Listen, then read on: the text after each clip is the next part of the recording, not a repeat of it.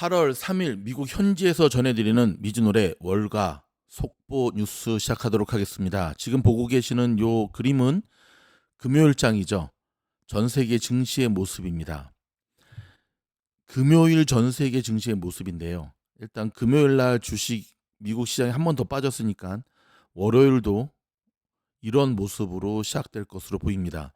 일단 영국이 마이너스 1.31, 독일이 마이너스 2.33, 한국이 마이너스 3.65, 중국이 마이너스 0.92, 전 세계가 단 한 곳도 플러스가 나지 못하는 가운데 지금 녹음하는 시간이 토요일 오후 6시 40분입니다. 미국 서부 시간 기준으로 비트코인 6만 선을 간신히 버텨내고 있습니다. 자, 일단 화면은 주말에 보는 비트코인의 모습을 보면서 자, 워런 버핏, 버커 헤이셔가 애플의 지분을 절반 매각했다라고 하는 소식부터 시작하도록 하겠습니다. 자, 오마이현의 워런 버핏이 애플 지분을 대거 매각한 것으로 확인이 됐습니다. 자, 조금 전에 들어온 속보인데요. 자, 버핏이 회장으로 있는 버크셔 해서웨이의 이날 증권거래위원회 SEC에 제출한 공시에 보면 2분기 중에 애플 보유 지분의 절반 가까이를 매각했다고 밝혔습니다. 버핏이 이제 애플 지분을 모두 팔아치우고 떠나려는 것인지 아니면 그동안에 가파른 주가 상승으로 인한 포트폴리오 비중이 지나치게 높아진 애플 비중을 낮추려는 것일 뿐인지는 아직까지는 확인이 되지 않고 있습니다. 자, 이런 질문을 해도 답변을 하지 않겠죠. 한편 이날 버크셔가 따로 발표한 2분기 실적에 따르면 버크셔는 2분기 말 현재 보유 현금이 2,770억 달러에 이르렀습니다. 주로 애플 주식 매각에 따른 평가 차익과 자동차 보험사 가이코 등의 선전에 힘입은 것인데요.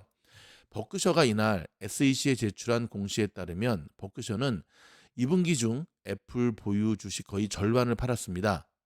자, 10-Q라는 보고서에 따르면 버크셔의 애플 보유 지분 규모는 3월 말 7억 8,900만 주에서 6월 말 약 4억 주로 대폭 줄었는데요. 버크셔가 보유한 애플 지분의 가치는 2분기 말 현재 842억 달러 수준으로 줄었습니다. 그래도 여전히 애플 전체 지분의 약 2.6%를 보유한 대주주입니다. 자, 시장에서는 버핏이 2분기에도 애플 주식을 매각했을 것으로 예상하지만 이 정도 규모로 팔아치웠을 것이라고는 생각조차 하지 못했습니다. 자, 이게 굉장히 중요한데요. 작년부터 애, 음, 작년부터 버크셔가 애플 비중을 조금씩 줄이고 있었잖아요. 그렇죠?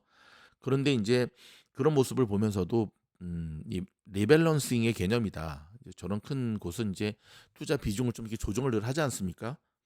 그런 측면에서 바라보았죠. 그리고 그 이후에 또 애플 주식이 뭐 AI 애플 이것 때문에 또 아이폰 이번에 출시하는 것 때문에 막 올랐을 때 역시 버핏은 많이 팔지 않았구나 생각을 했는데요. 근데 지금 막상 탁 뚜껑을 열고 보니까 이 정도까지 팔아치웠을 거라고는 상상조차 못했던 겁니다. 자, 아이비들은 1억 주 안팎 정도를 매각했을 것으로 추산한 바 있는데요. 결국 아이비들 예산의 4배 가까이를 판 겁니다. 문제는 이번은 팔고 나서 버핏이 여기에 대한 뚜렷한 공시를 하지 않았다는 데 문제가 있습니다. 즉 추측만 무성하게 만든 거죠. 자, 애플 주가가 이미 고점이라고 버핏이 판단될 수도 있다라는 견해가 있습니다. 이 소식 좀 전해드릴까요? 이제 꼭지점에 도달했다고 보고 애플의 주가가 AI 아이폰 출시 기대감으로 상승세로 전환한 2분기 중에 애플 주식을 내다 팔았을 수 있다라는 개념입니다. 적어도 버핏이 애플을 아멕스, 어메리칸 익스프레스, 그다음 코카콜라처럼 영원히 보유하는 종목으로는 생각하지 않고 있다는 점이 확인된 셈이죠. 아, 애플 주주분들 좀 마음이 그러시겠네.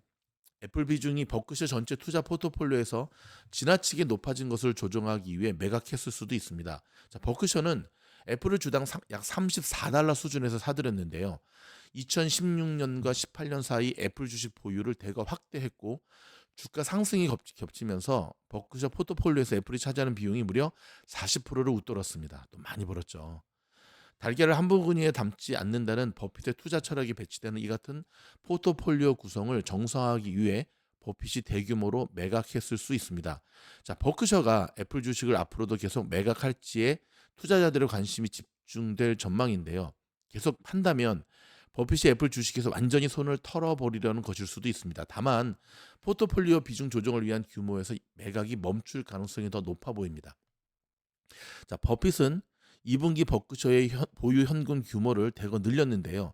주식시장 고평가 논란이 불문한 가운데 버크셔는 자사주 매입도 대거 줄이면서 실단 확보에 들어갔습니다. 또 가이코 등의 실적 개선과 함께 애플 주식 매각으로 현금이 대폭 늘었습니다. 2분기 버크셔가 매각한 주식은 770억 달러어치로 대부분이 애플 주식이었습니다. 주식의 매각, 실적 개선에 힘입어 버크셔의 세후 영업이익은 116억 달러에 이르렀습니다. 1년 전보다 15% 증가했죠. 반면에 지난해 4분기 22억 달러, 올 1분기 26억 달러 이르던 자사주 매입은 2분기에는 고작 3억 4,500만 달러에 그쳤습니다. 자, 이번에는 엔비디아 소식입니다. 엔비디아에도 대형 악재가 발생했네요. 일단 블랙웰이 설계 결함으로 양산을 연기한다는 소식입니다. 자, 이 소식도 좀 들여다보도록 하겠습니다. 자, AI 반도체 기업 엔비디아의 대형 악재가 터졌습니다. 엔비디아가 당초 올 4분기 중에 내놓기로 한 차세대 반도체 블랙웰에서 뒤늦게 설계 결함이 발견됐습니다. 양산이 내년으로 미뤄졌다는 보도가 이것도 오늘 나왔습니다. 조금 전에 나온 소식이거든요. 엔비디아는 관련 내용에 대해 함구하고 있지만 내년 1분기에도 양산이 어려워져서 2분기 중에나 블랙웰의 시장에 풀릴 전망입니다. 자, 정보기술 전문 매체인 디인포메이션은 이날 소식통을 인용해 엔비디아가 고객사인 마이크로소프트와 다른 클라우드 업체 한 곳에 블랙웰 B200 생산 지연 사실을 알렸다고 보도를 했습니다. 소식통에 따르면 대만 TSMC에서 블랙웰을 양산하던 도중에 뒤늦게 설계 결함이 발견되면서 생산이 연기됐습니다. 디인포메이션은 엔비디아가 현재 TSMC와 새로운 테스트 작업을 진행 중이라면서 내년 1분기까지 블랙웰이 대량 출하되지 못할 것으로 전망이 됐습니다. 디인포메이션에 따르면 현재 마소와 알파벳, 메타, 문제가 된 반도체를 수백억 달러어치 주문해 놓고 있는 상황이죠. 자, 엔비디아는 지난 3월 연례 개발자 컨퍼런스에서 AI 반도체 신제품 B200이 연내 출시된다고 밝힌 바 있죠. 자, 블랙웰이라는 별명으로 부르는 B200은 현재 가장 높은 성능을 갖고 있는 것으로 평가받는 엔비디아의 H100 호퍼 반도체 성능을 크게 앞서는 차세대 AI 반도체입니다. 각 업체들이 차세대 먹거리인 AI에 대규모로 투자하면서 엔비디아의 블랙웰 반도체를 선점하려는 경쟁 역시 치열하면서 엔비디아 실적이 가파르게 수직 상승하고 주가 역시 폭등해 왔죠. 자, 엔비디아는 그러나 생산 지연에 대해서는 입을 다물고 있습니다. 엔비디아는 블랙웰 생산이 하반기에 늘어날 것이라고만 밝히고 있는데요. 그 외 다른 소문에 대해서는 논의하지 않겠다고 못을 박았습니다. 약간 누구 닮아가네. 엔비디아는 올해 전체로는 주가가 117% 폭등하며 2배 넘게 뛰었습니다. 그러나 지난달 이후 고전하고 있는데요. 엔비디아는 2일 1.8% 하락한 107.27달러로 마감하며 약세장에 들어섰는데요. 지난 6월 18일에 기록한 사상 최고 마감가인 135.58달러에 비해 무려 20.9%가 폭락한 상태입니다. 주가가 고점 대비 20% 넘게 하락하면 약세장에 진입한 것으로 판단을 하는데요. 미국 경기 둔화 우려 속에 대형 기술주들이 고전하면서 엔비디아 주가가 맥을 못 추는 가운데 이번에는 생산 차질이라는 대형 악재가 터짐에 따라 장이 열리는 다음 내일 모레죠. 5일 장이 열리면 엔비디아 주가가 더 요동칠 가능성이 매우 높아 보입니다. 여러분, 시장이 본격적인 조정장으로 들어갈 때 나타나는 중요한 공통점 중에 하나가 시장을 이끌었던 대장주들이 먼저 꺾인다는 거거든요. 자, 이쯤 보면 엔비디아가 이전에 스플릿 이후에 계속해서 하락을 했던 이유가 조금씩 드러나는 것 같은데요. 지금 한번 차트를 좀 볼까요? 엔비디아의 일봉을 보면 이때죠. 스플릿 가격으로 140.76, 이때가 날짜로 따지면 6월 20일이거든요.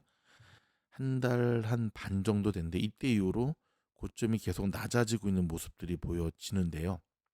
일단 기술적 분석으로는 엔비디아가 지금 지지선에 거의 다 와닿은 상태거든요. 그리고 금요일 날 장이 굉장히 나쁜 와중에도 엔비디아 같은 경우는 저가 매수세가 들어오면서 일단 지지가 되는 모습을 보여주고 있는데 이 악재는 이제 장이 끝나고 나온 거기 때문에 월요일 날 엔비디아의 모습에 우리가 좀 더 집중해야 될 것으로 보여집니다.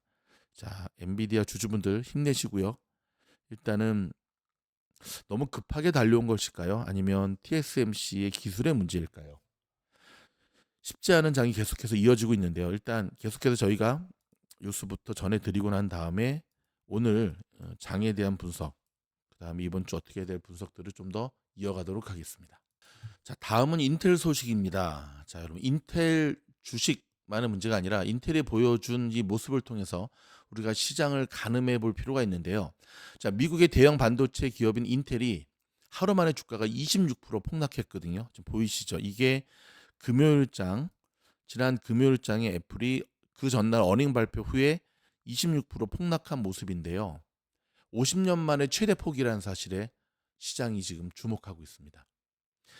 야, 지금 인텔이 뉴욕 증시에 상장한 지 3년 만인 1974년 31% 폭락한 이후의 최대 폭입니다. 1974년. 주가는 종가 기준으로 2013년 4월 15일 이후 11년 5개월 만에 최저 수준으로 떨어졌고요. 시가총액 역시 918억 달러를 기록하면서 1000억 달러 아래로 쪼그라들었습니다. 삼성전자 시총의 4분의 1 수준인데요. 인텔의 주가가 폭락한 것은 분기 실적이 발표된 영향입니다. 앞서 인텔은 2분기 128억 3천만 달러의 매출과 주당 0.02달러의 순이익을 기록했다고 밝혔는데요. 매출은 시장 조사 업체 LSEG가 집계한 월가 전망치인 129억 4천만 달러에도 미치지 못하고 주당 순이익도 전망치인 0.10달러를 밑돌았습니다. 인텔은 이에 100억 달러 비용 절감을 위한 구조조정 계획을 발표했는데요. 전체 인원의 15%인 15,000명 이상을 감원하는가 하면 4분기에는 배당금을 지급하지 않고 연간 자본 지출도 20% 이상 줄이겠다는 방침이었습니다. 자, 월가는 한 분석가의 말을 인용해 인텔은 핵심 기술 흐름을 계속 놓쳤다면서 AI 등장으로 그들은 AMD라든지 엔비디아의 반도체 사업에서 더 많은 부분을 양보했다고 말했습니다. 제가 어제 영상에서 말씀드렸지만 사실 인텔처럼 오래된 기업들, 뭐 인텔, 시스코, 브로드컴, 사실 혁신과 변화를 선도해 가야 될 기업들이 오랜 전통 속에 변화에 능동적으로 대처하지 못하고 지금보다 과거가 더 좋았던 옛날의 영광만을 고씹으면 역사 속의 뒤안길로 사라지는 것은 시간의 문제인데요. 자, 이 인텔의 이 모습을 통해서 여러분 기억하십니까? 바이든 행정부가 인텔 정말 많이 밀어줬던 거 기억나시죠? 그렇죠? 지금 그러한 지원, 그러니까 바이든 행정부가 대표적으로 미국 현지에서 굉장히 강하게 밀어줬던 기업이 인텔하고 또 한 곳이 마이크론 테크놀로지. 근데 마이크론도 모두 지난번 어닝 발표 후에 계속 계단식 하락을 이어가면서 올라가지 못했잖아요. 한번 좀 볼까요? 오늘 굉장히 안 좋은 뉴스들만을 주말에 전해드리는 것 같아서 좀 마음이 무거운데, 자 보십시오 여러분. 지난번 어닝 발표 이후에 배당금 지급 이후에 계단식 하락으로 계속하면서 끝모를 추락을 하고 있는 모습이 지금 마이크론의 모습이거든요. 고점 대비 지금 몇 프로가 빠졌는지 보시면 42%. 와, 거의 주가가 반토막 나고 있는 모양새입니다. 자, 가장 많이 밀어주었던 마이크론과 인텔. 사실 바이든 행정부가 이 두 기업을 많이 밀어줬던 이유 중에 하나는 바이든 행정부의 말을 듣지 않고 자꾸 중국 쪽에 수출을 하는 엔비디아와 AMD를 좀 손보기 위한 것도 있었죠.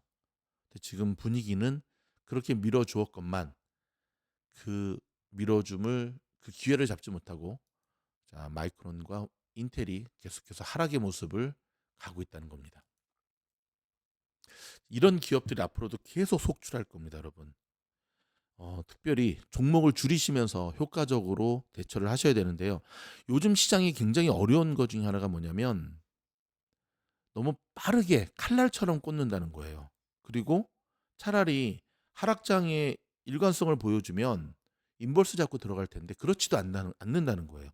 루틴 자체가 무너졌고 이전까지 보여주지 못했던 그러한 급락 롤러코스터 장세가 이어지니까 개인 투자자들이 대처하기가 너무너무 힘들다는 거죠. 제가 라방 때도 말씀을 드렸는데요. 지금 월가 쪽의 대형 투자사들은 이미 올해 투자의 90%를 끝냈다라고 하는 이야기들이 흘러나오고 있습니다. 무슨 말이냐면 전반기 때 1사분기, 2사분기 때 AI 반도체주 핫할 때 그때 돈을 다 벌어놓고 지금부터 미국 대선이 끝날 때까지는 일체 의무적으로 사야 될 최소한의 것들만을 사고 일체 매매하지 않겠다, 들어가지 않겠다라고 하는 포지션을 잡고 있다는 겁니다. 그 이유가 뭘까요? 해결되지 않은 불확실성 가운데 또 다른 불확실성이 계속 일어나고 있고, 그리고 시장은 제가 어제 말씀드렸죠. 연준이 지금 실수했다고 보고 있는 거거든요. 너무 늦었다. 너무 늦었다. 이번에도 늦었다. 인플레이션이 일시적이다라고 했던 그때도 늦더니 이번에도 늦었기 때문에 연준이 미국의 경제를 효과적으로 대처하지 못할 거다라고 하는 거에 시장이 먼저 반응하고 있는 겁니다. 개인이 감당하기 쉽지 않은 시장이 계속해서 펼쳐지고 있는데 더 충격적인 것은 이제 이게 시작이라는 데 의미가 있습니다. 이 영상을 들으시는 미주노 가족 여러분, 오른쪽에 보시는 미주노 방주로 오시기 바랍니다. 우주여행 VIP 멤버십에 가입한 후에 영상 하단에 보이시는 공부방에 지원하시게 되면 미주노의 방주에 탑승하실 수가 있습니다. 단순 정보만을 원하시면 오지 마시고요. 그냥 멤버십 영상 들으시면서 공부하시고 진짜 내 생의 마지막 주식 공부다라고 하는 비장한 각오로 오실 분들만 저희 공부방으로 오시기 바랍니다. 숟가락 하나 걸치고 변화되지 않으려고 그러고 지금까지 잘못된 투자로 인해서 그토록 참담한 결과를 얻으셨으면 이제는 새로운 마음으로 시작을 하셔야 됩니다. 그래도 미국 주식, 이 한국 주식과 비교될 수 없는 가장 큰 장점은요. 우리가 뒤늦게라도 제대로 대처하면 얼마든지 회복할 수 있는 찬스를 준다는 거죠. 포기하지 마시고요. 미주노의 방주로 여러분들을 초대합니다. 다음 소식은요. 해리스가 민주당의 대선 후보로 공식 선출이 되었습니다. 첫 흑인 여성 대통령 도전에 나서고 있는 모양새인데요. 미국에서도 각종 여론조사에 따르면 해리스가 트럼프 전 대통령을 앞서고 있는 기사들이 나오거든요. 근데 여기서 여러분, 제가 여러분에게 드리고 싶은 또 한 가지의 이야기는 여론조사는 어디서 여론조사를 했느냐에 따라서 좀 차이가 많이 있어요. 그리고 뭐 젊은 세대들은 사실 모르는 전화 안 받잖아요. 뭐 저도 스팸 전화 워낙 많이 오기 때문에 아예 전화기를 그냥 무금 처리해 놓고 있는데, 그렇기 때문에 여론조사는 사실 큰 의미가 없고요. 무엇을 봐야 되냐면 선거 자금. 선거 자금이 어디로, 돈이 어디로 몰리는가. 단순히 내가 좋아하는 후보를 향해서 무언가를 딱 던지는 것이 아니라 미국 같은 경우는 기업의 생존이 여기에 달린 거죠. 그렇죠? 근데 지금 보면은 해리스가 대선 후보로 당선된 이후에 선거 자금이 트럼프에 비해서 무려 4배 가까이 민주당 쪽으로 계속 몰리고 있다는 사실. 투자에 참고하시기 바랍니다. 이런 가운데 트럼프한테는 또한 안 좋은 소식이 지금 좀 전에 들어왔네요. 트럼프가 흑인 청중을 불쾌하게 만들었다는 소식인데요. 좀 들여다볼까요? 도널드 트럼프 전 대통령이 흑인들 공식 행사장에서 흑인들에게 불편할 수 있는 언급을 거침없이 해서 논란이 되고 있습니다. 흑인들 앞에서 흑인들에게 불편한 말을 한 것이 실수라는 지적과 처음부터 계획적인 도발이었다는 분석이 엇갈리고 있는데요. LA 타임스는 트럼프 전 대통령이 어제 중북부 일리노이스주 시카고에서 열린 전국 흑인 언론인 협회 컨벤션에 참석해서 흑인들에게 도발적 발언을 쏟아냈다고 보도했습니다. LA 타임스는 트럼프 전 대통령의 언행이 흑인들 앞에서 해서는 안 될 실수를 한 것인지 작정하고 의도적으로 행한 발언이었는지 매우 미묘한 상황이라며 분석적 기사를 전했습니다. 트럼프 전 대통령의 어제 행사 출석 자체에 대해 흑인 기자들 사이에서는 많은 말들이 나왔습니다. 인종차별적인 행태를 그동안 계속 보여온 인물을 흑인 언론들의 행사에 초청하는 것이 과연 맞느냐는 것이었는데요. 잘못된 말을 못하게 기회 자체를 아예 주지 않는 것과 기자라는 직업이 누구로부턴가 답을 얻는 것이라는 점에서 주요 인물의 말을 들을 수 있는 기회를 막아서는 안 된다는 반론도 맞서고 있었습니다. 결국 트럼프 전 대통령을 초청하는데 결국 예상대로였죠. 진행자였던 ABC 뉴스의 기자 레이첼 스캇의 날카로운 질문에 트럼프 전 대통령은 한치도 물러서지 않고 공격적으로 대답을 했는데요. 이런 과정에서 여러 가지 논란이 될 만한 말들이 쏟아져 나왔는데 카멜라 해리스 부통령이 오지 않고 자신만 온 것에 대해서 마치 함정을 파놓고 자기를 부른 것 아니냐는 뉘앙스로 지적을 했고요. 게다가 진행자인 레이첼 스캇이 과거 트럼프 전 대통령을 둘러싼 여러 가지 논란적인 사안들을 직설적으로 언급하면서 질문을 던지자 대단히 무례했다면서 제대로 된 질문이 아니라고 곧바로 반격을 가했습니다. 그러면서 자신의 강경한 반이민 정책이 흑인들에게 도움이 됐다고 주장을 했는데요. 수많은 불법 입국자들이 미국에 들어와 일자리를 차지하면서 흑인들이 일을 할 수 있는 기회를 줄였다는 겁니다. 자신의 반이민 정책이 흑인 사회에 도움이 됐다는 논리였는데 트럼프 전 대통령은 에이브럼 링컨 대통령 이후 가장 흑인을 위한 정책을 펼친 대통령이 자신이었다고 자랑했습니다. 근데 이거는 좀 아닌 것 같은데. 그리고 민주당 대선 후보로 확정한 해리스 부통령에 대해서 오랫동안 잘 알고 있다며 직접적은 아니고 간접적으로 알고 있다고 말하면서 한 번도 자신을 흑인이라고 내세운 적이 없는 인물이 갑자기 흑인인 척한다고 비판을 했습니다. 해리스 부통령은 언제나 자신을 인도인으로 강조했고 흑인이라는 점을 부각시키지 않았다는 주장인데요.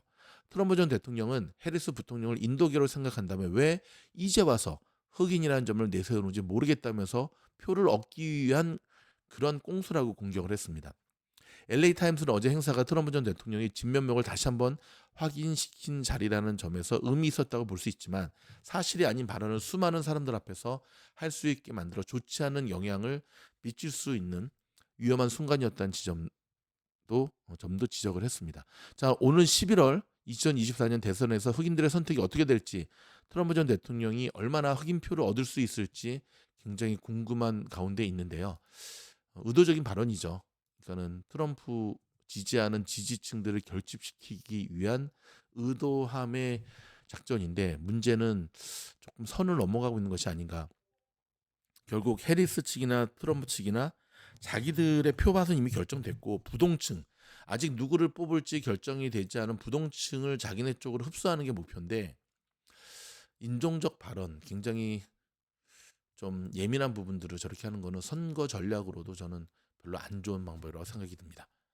자, 샴의 법칙이라고 들어보셨습니까?